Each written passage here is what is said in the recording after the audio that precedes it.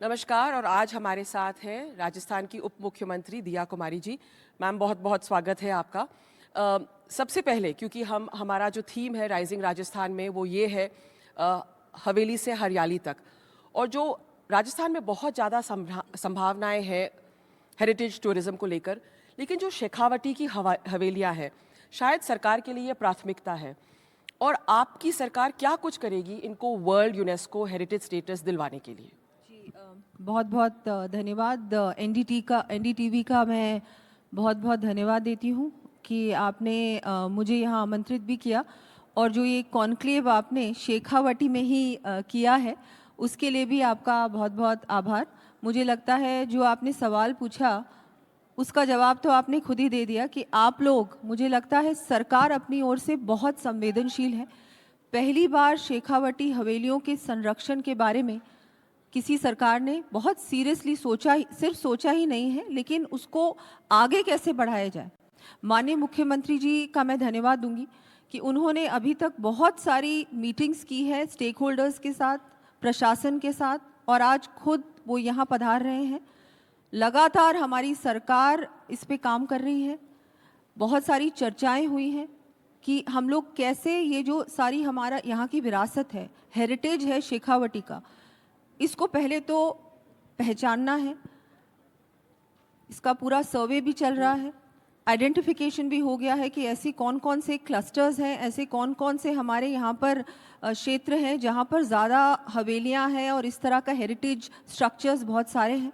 उनको कैसे हम लोग बचा सकते हैं, आइडेंटिफाई कर सकते हैं, उसको वहाँ पर क्या क्या आवश्यकताएं हैं, मूलभूत आवश्यकताएं हैं। वहाँ के जितने भी हवेली ओनर्स हैं उनके साथ भी हम लोग लगातार कॉन्वर्सेशन कर रहे हैं कि वहाँ पर हम लोग क्या कर सकते हैं, ऐसे कौन से लॉज लेके आ सकते हैं। नोटिफिकेशंस ऑलरेडी एग्जिस्ट करते हैं, यूडीएच के द्वारा बहुत सारे नोटिफिकेशंस ऑलरेडी हैं, बहुत सारे कानून ऑलरेडी हैं। इनका इम्प्लीमेंटेशन, अभी आपने उनसे भी शायद चर्चा की थी। यूडीएच मंत्री जी भी यहीं विराजे, तो अगर आप उनको कुछ कहना चाहें। नहीं, मैं तो हमारी लगातार मीटिंग्स भी चल रही हैं, इंटर डिपार्टमेंटल मीटिंग्स, क्योंकि ये whole of the government approach होना चाहिए जी। अकेले एक डिपार्टमेंट नहीं कर सकता। इसमें समाज, प्राइवेट सेक्टर, गवर्नमेंट एडमिनिस्ट्रेशन, सब लोग मिलकर अगर इसके लिए सचमुच प्रयास करेंगे तो निश्चित रूप से ये सारी जो हमारी शेखावटी का हेरिटेज है वो संरक्षित भी होगा। और आगे आने वाली पीढ़ी के लिए जो हम लोग चाहते हैं कि राजस्थान में हम लोग ये भी प्रयास करें यूनेस्को वर्ल्ड हेरिटेज साइट्स की लिस्ट में शेखावटी को शामिल किया जाए, उसके लिए भी प्रयास चल रहा है। तो पूरी तरह से हम लोग बहुत सीरियस हैं इस काम में, और निश्चित रूप से ये काम बहुत जल्दी पूरा होगा। मुझे लगता है सीरियसनेस आज दिख रही है कि एनडीटीवी का कॉन्क्लेव जिसका सब्जेक्ट भी हमारा विकास और विरासत है, ये भी बहुत मुझे लगता है महत्वपूर्ण। बिल्कुल, जो विरासत की बात हम करते हैं कि आपने बहुत महत्वपूर्ण बात कही कि जो आने वाली पीढ़ियां हैं वो भी देख सके, तो इन हवेलियों का संरक्षण करना, इन्हें बचाना, और साथ ही जो फ्रेस्को पेंटिंग्स की बात हुई जो पीछे हमें दिख भी रही हैं, हमारे लिए तो नई बात होती है कि अंतर करना भी लोगों में काफ़ी मुश्किल होता है, लेकिन अगर जागरूकता आएगी तो शायद इसका वो अंदाज़ा भी लगा सके कि क्या अंतर होता है इन दोनों चीज़ों में। तो लेकिन जो जर्जर हो रही हैं हवेलियाँ, उनको बचाने के लिए आप क्या करेंगे? क्योंकि कई तो निजी हाथों में हैं, तो सरकार की ये तो एक बहुत सीमित भूमिका इसमें रहती है, तो वो लोग आगे कैसे आएँ कि अपनी हवेलियों को बचाएं? बिल्कुल, आपने सही कहा कि सरकार बहुत ज़्यादा इन्फोर्स नहीं कर सकती क्योंकि ये प्राइवेट हवेलियां हैं ज़्यादातर। लेकिन हम लोग एक तो अवेयरनेस क्रिएट कर सकते हैं, जो हम लोग कर रहे हैं। एक, इनको कुछ हद तक प्रशासन भी प्रयास कर रहा है और मुझे लगता है सक्सेसफुली कर रहा है कि इनको हम रोकें। अगर कोई अपनी पुरानी हवेली बेच रहा है तो कम से कम ये तो हम लोग कर सकते हैं कि वो उसका जो मूल स्वरूप है उसको डिस्ट्रॉय नहीं करे, उसको ना बिगाड़े। उसका जो बाहर का जो उसका आर्किटेक्चर है, हेरिटेज आर्किटेक्चर है, उसको जैसा वो था वैसा ही रखे। देखिए, बेचने में कोई प्रॉब्लम नहीं है, लेकिन जो उसका मूल स्वरूप है, उसका जो ओरिजिनल आर्किटेक्चर है, जो बिल्डिंग है, उसको बिगाड़े नहीं, जैसे उसको वैसे ही रखे। जैसे Jaipur there is a bylaw, yes, there is a bylaw which we are again trying to enforce. Government can do one thing. Government कोशिश कर सकती है कि हम थोड़ा enforcement और थोड़ा सख्ती से करें, ताकि इस तरह की जो चीज़ें हो रही हैं वो ना हो। और अगर फिर भी वो अपनी हवेली बेच रहा है तो हम लोग उससे एक प्रयास करें कि वो उसका स्वरूप ना बिगाड़े, उसका जो ओरिजिनल फसाड है, आर्किटेक्चर है, उससे छेड़छाड़ ना करें। हमारा ये, मुझे लगता है ये गवर्नमेंट का ये लक्ष्य है कि ये जो ओरिजिनलिटी है इन सब हवेलियों की वो बरकरार रहे, और ये भी प्रयास है कि वो हो सके तो टूरिज्म के ही काम आए, चाहे वो होम स्टे वहाँ पर करें, म्यूजियम शुरू करें, या कोई क्राफ्ट के लिए वो लोग उसको इस्तेमाल करें। कोशिश यही है, लेकिन इन्फोर्स हम लोग इतना नहीं कर सकते कि वो बेचे नहीं। कुछ दूसरे देशों में लेकिन इस तरह कानून शायद हैं कि जहाँ पर जो पुरातत्व के हिसाब से कहें या ऐतिहासिक धरोहरें हैं, उनके साथ ना तो आप छेड़छाड़ कर सकते हैं, ना ही आप उनका जो ऑनरशिप है उस तरह से ट्रांसफर कर सकते हैं। क्या उस पर आप कुछ विचार कर रहे हैं? ओनरशिप ट्रांसफर कर सकते हैं या नहीं वाली बात तो अलग है, बिकॉज अगर कोई प्राइवेटली ओन्ड है तो आप उसको इतना ज़्यादा पाबंदी नहीं लगा सकते। लेकिन मैंने जैसे आपको अभी बताया कि उसका जो ओरिजिनल फसाड है, उसके जो जितना ओरिजिनल वो स्ट्रक्चर उसका बरकरार रहे, उसके लिए मुझे लगता है कानून है, और उसको इन्फोर्स करना मुझे लगता है वो गवर्नमेंट अपनी ओर से प्रयास करेगी कि हम जितना उसको ओरिजिनल रूप में रखें, और हो सके तो उसको और रिस्टोर भी करें, क्योंकि ये बहुत सारी हवेलियां जर्जर हालत में हैं। उनको रिस्टोर करके चाहे अंदर आप उसको किसी भी काम में लें। आप अगर वहाँ पर कोई क्राफ्ट म्यूजियम शुरू करना चाहते हैं, आप वहाँ पर अगर मॉल भी करना चाहते हैं तो मैं उसके खिलाफ नहीं हूँ, पर उसका बाहर जो उसका फसाड है वो बिल्कुल वैसा रखे जैसे वो ओरिजिनली था। वो मुझे लगता है वो बहुत ज़रूरी है। Well, you can see how passionately Diyaji talks about tourism. It's something obviously very close to her heart because inheriting a royal legacy, you've actually hosted Bill Clinton, I think, when you were a teenager. You've had Oprah Winfrey come and have dinner with you. You've had, the world's who and who you've hosted them in your home. So Diyaji, would you say somewhere that, one thing is to look at policies and what the government does, but inheriting the legacy that you do, you somewhere feel personally also, I think, of course, it was a natural choice that you would become Minister of Tourism, but do you think somewhere there's also a personal, a sort of a connect, because you're always going to be in Rajasthan, and it's something that you're always going to, this legacy is always going to stay with you? I would say that yes, I guess yes, there is of course a lot of personal interest, and I've always been involved in this sector. But I think also it's very important, I guess, that understanding probably comes a little bit more easily.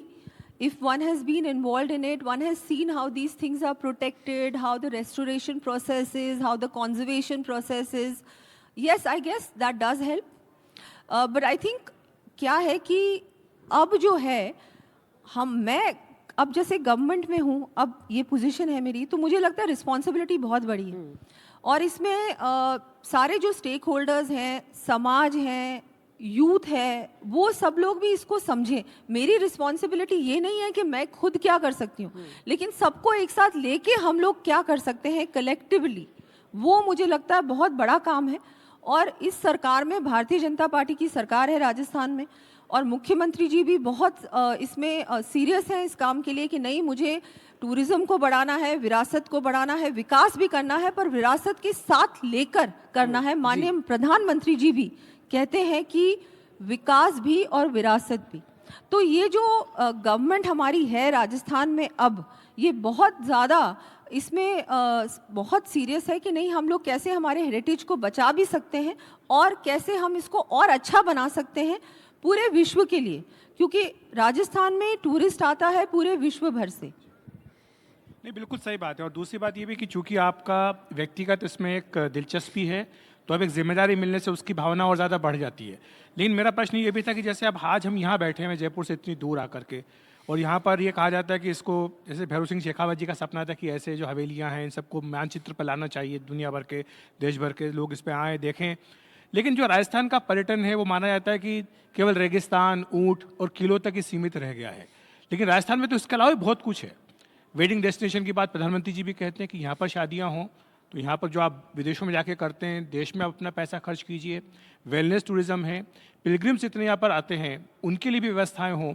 इस पर आप क्या विचार करें, क्योंकि आपके कंधों पर भी एक बड़ी जिम्मेदारी है बतौर पर्यटन मंत्री। शेखावटी यहाँ पर बहुत सारे धार्मिक टूरिस्ट भी आते हैं। यहाँ पर हमारे सालासर जी हैं, खाटू श्याम जी हैं, शाखाम्बरी माता जी का मंदिर है, और भी बहुत सारे धार्मिक स्थान हैं। और मुझे लगता है कि उस पे भी हम लोग पूरी तरह से ध्यान दे रहे हैं कि वहाँ पर भी जो, और मैं आपको बताना चाहूँगी जो 23 करोड़ टूरिस्ट जो आए हैं पिछले साल राजस्थान में, उसमें ज़्यादातर रिलीजियस टूरिज़्म के लिए आए हैं, और बहुत सारे खाटू श्याम जी और इस क्षेत्र में आए हैं।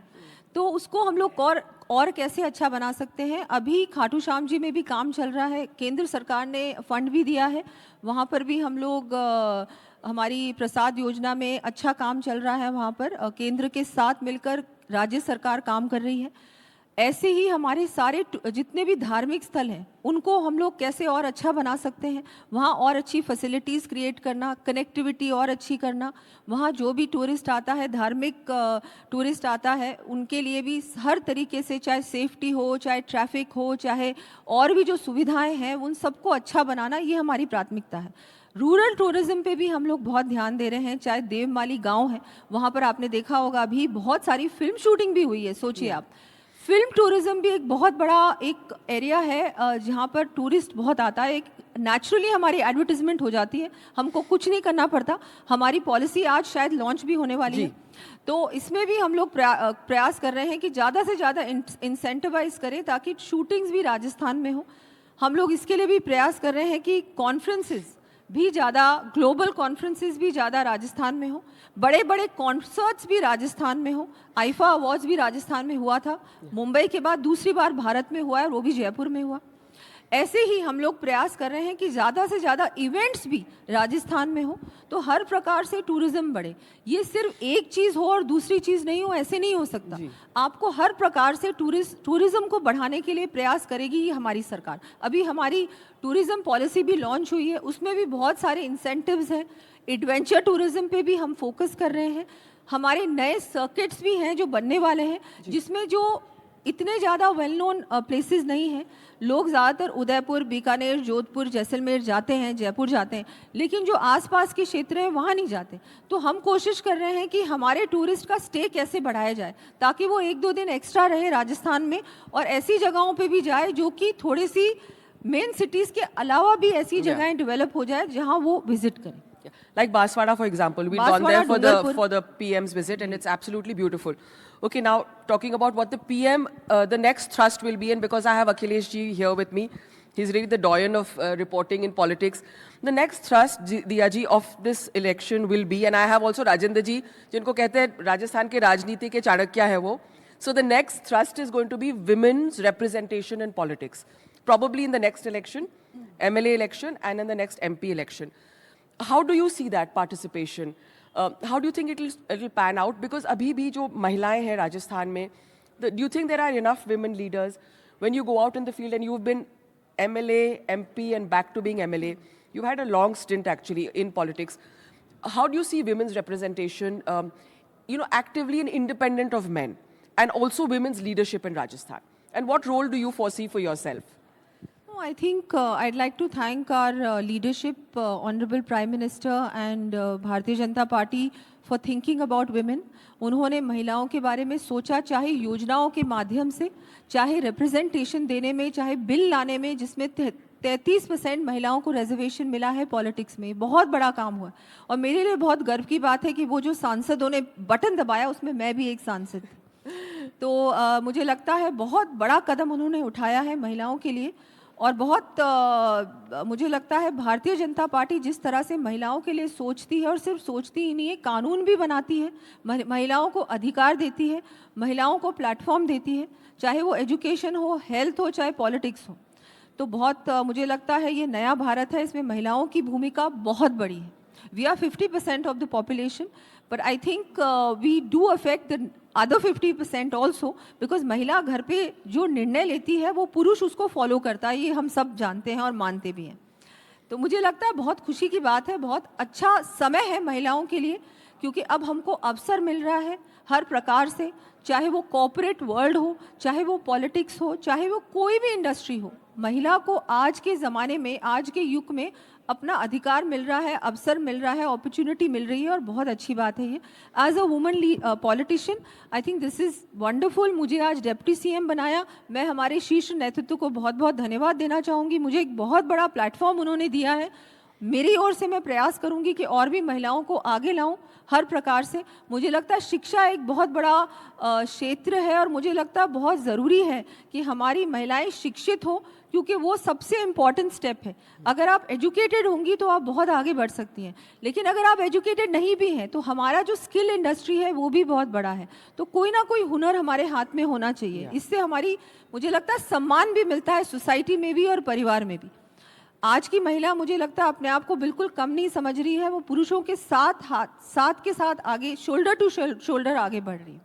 आप सुन रहे हो ना सब वहाँ पे बैठे हैं बैठे, आप देखो दिया जी, लेकिन They're all sitting there. हमने ये देखा है कि जो हाल के चुनाव हुए उनमें महिला मतदाताओं ने बहुत ही निर्णायक भूमिका अदा की। अभी बिहार में विधानसभा का चुनाव हुआ, यहाँ पर महिला मतदाताओं ने जबरदस्त वोट डाला, 8-10% पुरुषों से भी अधिक वोट उन्होंने डाला।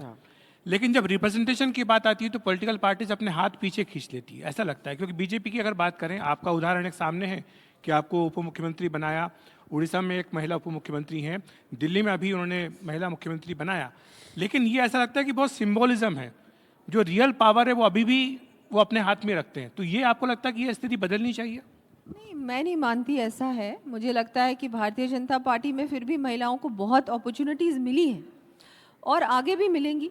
और जो 33% आरक्षण के बाद तो मुझे लगता है कि डेफिनेट है कि मिलेंगी ही मिलेंगी, उसमें कोई वो नहीं। हमारे संगठन में भी, इनफैक्ट हमारी यहाँ की जिलाध्यक्ष भी महिलाएं हैं, तो हमारे संगठन में भी अभी से, पहले से ही, ये तो आरक्षण बाद में आया, उससे पहले से ही हम लोग महिलाओं को उनका रिप्रेजेंटेशन हो रहा है। तो ये मुझे लगता है कि बहुत खुशी की बात है। और जिस तरह से मोदी जी काम कर रहे हैं महिलाओं को आगे बढ़ाने में, आत्मनिर्भर बनाने में, मुझे लगता है इससे पहले किसी ने ऐसा सोचा भी नहीं था। और ये सचमुच में ग्राउंड पे हो रहा है और नज़र आ रहा है। लेकिन आपके भी नाम के आगे डिप्टी लगाया हुआ है, सीएम तो हैं आप, लेकिन डिप्टी सीएम है, तो डिप्टी नहीं हटना चाहिए आपको लगता है? नहीं, मैं बहुत खुश हूँ डिप्टी सीएम के पद से। और मुझे लगता है कि देखिए आप, ये भी बहुत बड़ी अपॉर्चुनिटी है। इससे पहले किसी ने सोचा भी नहीं था कि एक महिला डिप्टी सीएम बन सकती है। तो मुझे लगता है जिस तरह से हमारी पार्टी सोचती है, जो सोच बदली है, चाहे हम योजनाओं को उठा के देख लीजिए, बेटी बचाओ बेटी पढ़ाओ के बारे में किसने सोचा? मोदी जी ने सोचा। स्वच्छ भारत के बारे में, शौचालय बनाने के लिए किसने सोचा? मोदी जी ने सोचा। ट्रिपल तलाक हो। उज्ज्वला योजना के बारे में किसने सोचा? मोदी जी ने सोचा। तो ये सारी चीज़ें लेके आए महिलाओं को और सशक्त बनाने के लिए, इंडिपेंडेंट बनाने के लिए, आगे बढ़ाने के लिए। Also triple talaq. I mean, that was one game changer really for the Modi government. Just one question here, since we are talking about women's issues. Would you say your government is absolutely committed to ending child marriage? I know legislation is a separate issue, but you know what, community stakeholders, social awareness, and that's something that it's been an issue in Rajasthan, not only Rajasthan, across North India. Would you say that your government is committed to ending child marriage or doing everything to make sure it ends? Yes, we are very committed towards ending child marriage. I think इसमें बहुत ज़रूरी है कि जो local governments हैं, local लोग हैं, समाज है, समाज में सोच बदलना, ये बहुत मुझे लगता है ज़रूरी है। ये सारी जो हमारी समाज में इस तरह की नीतियाँ हैं, इनमें जो बदलाव लाना है, उसमें समाज की सोच बदलना ज़रूरी है।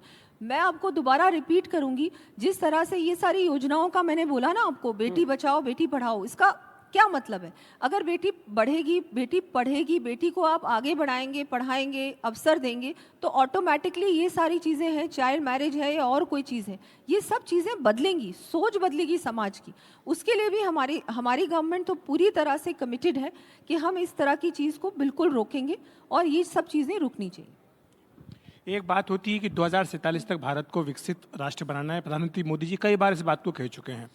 विकसित भारत तो जाहिर सी बात है कि तब बनेगा जब विकसित राज्य होंगे। तो राजस्थान विकसित बने, इसके लिए आपकी सरकार ने कोई अपनी एक योजना तैयार की है?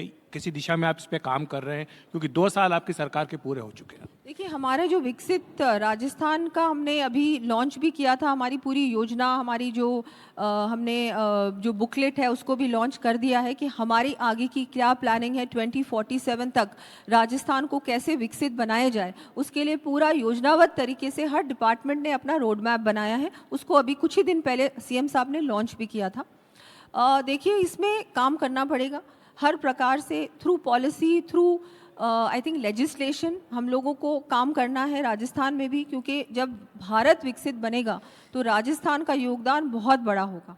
तो हर प्रकार से अलग अलग क्षेत्र में हम लोगों को काम करना है, चाहे वो इंफ्रास्ट्रक्चर हो, चाहे वो महिलाएं हो, चाहे किसान हो, चाहे युवाओं को रोज़गार देने की बात हो। हर प्रकार से राजस्थान को एक विकसित राजस्थान बनाने की ओर हम लोग बढ़ रहे हैं। अभी राइजिंग राजस्थान का आयोजन हुआ था राजस्थान में, लास्ट ईयर हुआ था। उसमें भी हमने देखा कि 35 लाख करोड़ के MOU साइन हुए थे। उसमें से लगभग 8 लाख करोड़ के MOUs एक्चुअली ग्राउंड ब्रेकिंग पे आ गए हैं। तो इंडस्ट्री भी हम लोग प्रयास कर रहे हैं कि ज़्यादा से ज़्यादा इंडस्ट्री राजस्थान में आए। राजस्थान पूरी तरह से तैयार है, चाहे मैन्युफैक्चरिंग हो, चाहे टेक्नोलॉजी हो, चाहे एजुकेशन हो।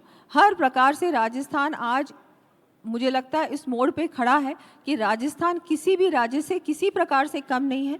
हम लोग हमारी पॉलिसीज़ को हम लोग लेके आए हैं, बहुत सारी पॉलिसीज़ इस वर्ष लॉन्च हुई हैं, इनको भी हम लोग धरातल पर लाने का काम कर रहे हैं। तो हाँ, राजस्थान जैसे भारत आगे बढ़ेगा वैसे वैसे राजस्थान भी बढ़ेगा। डबल इंजन की सरकार है राजस्थान में, तो निश्चित रूप से राजस्थान भी विकसित राजस्थान की ओर बहुत तेजी से बढ़ रहा है। Priya ji, one thing that we've seen, of course, the policies are in place, and Rajasthan is an extremely tourist-friendly state. But post-COVID, there's been a slump in inbound tourism. Foreigners coming inside. So a lot of domestic tourism, a lot of wedding tourism. What will your department do to improve inbound? That is an area which is, I think, a concern for everyone. After COVID के बाद foreign tourist में कमी आई है, तो उसमें हम लोग कोशिश कर रहे हैं through attending. We have attended many international travel marts, we have participated, we are doing a lot of global branding and advertising also now. Also, I think we have to sit with the private sector, because many times ये बात सामने आती है कि hotel rates बहुत ज़्यादा हैं, शादियां होती हैं उस समय होटल रूम्स नहीं मिलते हैं। ये एक एरिया ऑफ कंसर्न होता है। तो उसमें क्या है, प्राइवेट सेक्टर और गवर्नमेंट को एक साथ मिलकर कुछ आगे की प्लानिंग करनी पड़ेगी कि इसको कैसे बदला जाए। उसके अलावा मुझे लगता है कि कनेक्टिविटी पे भी हम लोग ने अच्छा काम किया है। बहुत सारे जो अब कनेक्टिविटी हमारी राजस्थान की भी इंटरनेशनल कनेक्टिविटी हो गई, बहुत सारे इंटरनेशनल फ्लाइट्स डायरेक्टली राजस्थान आ रहे हैं, जयपुर आ रहे हैं, उदयपुर भी आने वाले हैं, कोटा में भी एयरपोर्ट बन रहा है। ऐसे हमने बहुत प्रयास किया है कि हमारी कनेक्टिविटी इंप्रूव हो, रेलवे कनेक्टिविटी इंप्रूव हो, रोड इंफ्रास्ट्रक्चर बहुत अच्छा हो गया राजस्थान में। हर प्रकार से मुझे लगता है जिस तरह से क्योंकि काम बहुत करना पड़ा है कोविड के बाद, लोगों का मन बनाना, स्पेशली जो फॉरेन टूरिस्ट है कि तुमको भारत आना चाहिए। पहली बात तो वो भारत आए, भारत के बाद वो राजस्थान आए। इसमें पूरी तरह से हम लोग प्राइवेट सेक्टर के साथ काम कर रहे हैं, केंद्र सरकार के साथ काम कर रहे हैं कि ऐसा हम लोग क्या कर सकते हैं जिससे ज़्यादा से ज़्यादा ग्लोबल टूरिस्ट, इंटरनेशनल टूरिस्ट फिर से राजस्थान विजिट करें।